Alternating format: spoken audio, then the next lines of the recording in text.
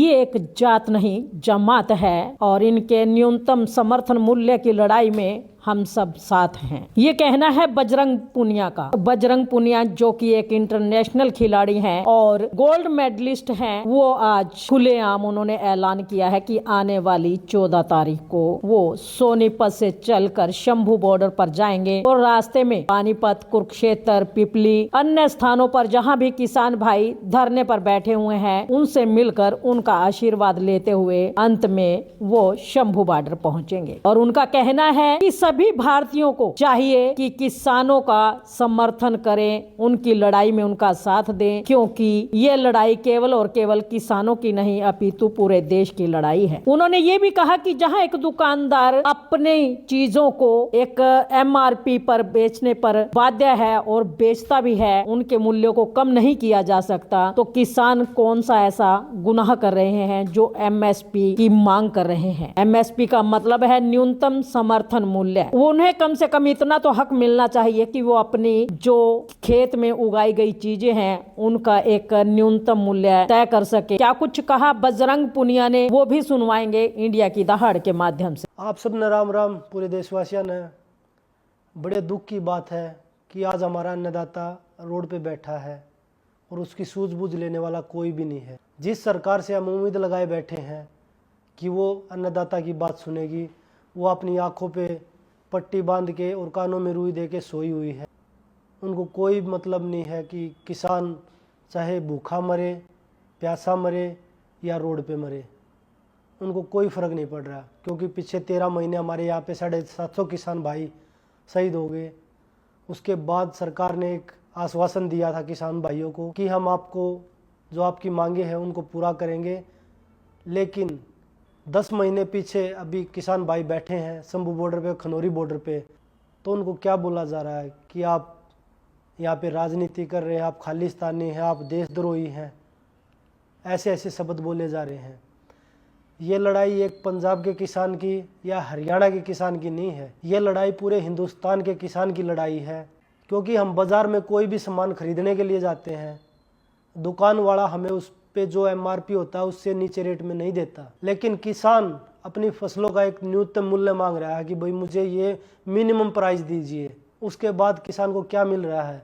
आंसू गैस के गोले, आंखों में जहरीली गैसें, वाटर टैंक के फुहारे, क्या क्या चीज़ें, इतने बड़े बड़े कीले पत्थर, पता नहीं क्या क्या चीज़ों से किसान जूझ रहा। आज बड़ा दुख होता है। मैं एक खिलाड़ी होने से पहले या एक पार्टी का एक सदस्य होने से पहले मैं एक किसान का बेटा हूँ। मैं 14 तारीख को सोनीपत से 8 बजे अपने किसान भाइयों से मिलने के लिए निकल रहा हूँ। जिस भाई को भी हमारे साथ चलना है, किसी भी राजनीति पार्टी से, जात पात धर्म से ऊपर उठ के आप हमारे साथ चल सकते हैं, आप सबका वेलकम है। 9 बजे हम पानीपत टोल से निकलेंगे। वहाँ पे हमारे बड़े बुजुर्ग बैठे हैं, उनका आशीर्वाद लेके वहाँ से निकलेंगे। 10:30 बजे हम पिपली कुरुक्षेत्र में हमारे किसान साथी वहाँ पे हैं, उनसे मिलके उनको साथ लेकर 12 बजे हम अम्बाड़ा में जो हमारे किसान साथी हैं उनके साथ शंभू बॉर्डर पे पहुँच रहे हैं। पूरे देशवासियों से निवेदन है, विनती है कि आप लोग भी किसान भाइयों का साथ दीजिए। डल्लेवाल साहब आज 15 दिन से अमरण अनशन पे बैठे हैं। वो इसलिए बैठे हैं कि जो आज मेरा किसान MSP की लड़ाई लड़ रहा है, उनको वो उनका हक मिलना चाहिए। आज 15 दिन से उनकी हालत इतनी बिगड़ चुकी है, लेकिन सरकार के कानों पर जू तक नहीं चली। तो आप सबसे निवेदन है कि आप डल्लेवाल साहब जी के लिए और किसान भाइयों के लिए, किसान कोई जात नहीं, किसान जमात है। चौधरी छोटूराम जी ने बोला था कि किसान किसी भी जाति से ऊपर उठ के है। हर जाति में किसान, हर धर्म में किसान है और नाज हर आदमी खाता है। तो आप सबका फ़र्ज़ है कि भाई आप भी किसान भाइयों का साथ दीजिए, उनकी आवाज़ बनिए। अगर आप वहाँ पे नहीं पहुँच सकते हैं तो आप सोशल मीडिया के ज़रिए आप उनकी आवाज़ बनिए।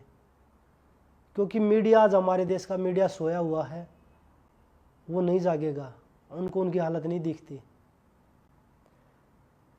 तो आप सबसे निवेदन है, विनती है कि आप अपने ज़मीर से बात करके आप किसान भाइयों के साथ खड़े होइए। वो सिर्फ़ अपनी फसलों का मूल्य मांग रहे हैं, ना कि सरकार से और कुछ मांग रहे हैं।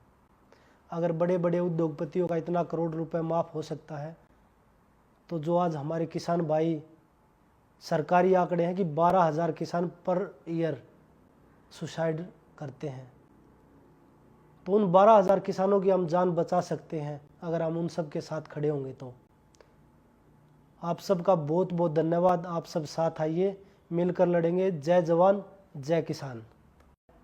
लेकिन सरकार के कानों पर जू तक नहीं चली।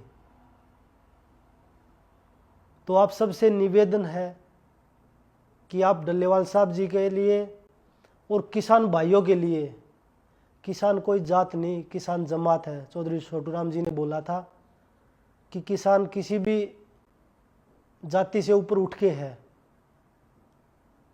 हर जाति में किसान, हर धर्म में किसान है, और नाज हर आदमी खाता है।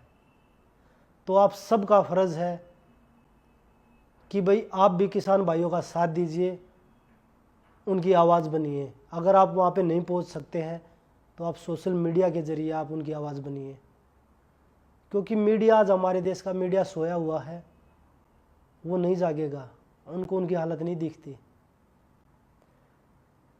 तो आप सबसे निवेदन है, विनती है कि आप अपने ज़मीर से बात करके आप किसान भाइयों के साथ खड़े होइए। वो सिर्फ अपनी फसलों का मूल्य मांग रहे हैं, ना कि सरकार से और कुछ मांग रहे हैं। अगर बड़े बड़े उद्योगपतियों का इतना करोड़ रुपए माफ़ हो सकता है, तो जो आज हमारे किसान भाई, सरकारी आंकड़े हैं कि 12,000 किसान पर ईयर सुसाइड करते हैं, तो उन 12,000 किसानों की हम जान बचा सकते हैं अगर हम उन सब के साथ खड़े होंगे। तो आप सबका बहुत बहुत धन्यवाद। आप सब साथ आइए, मिलकर लड़ेंगे। जय जवान जय किसान।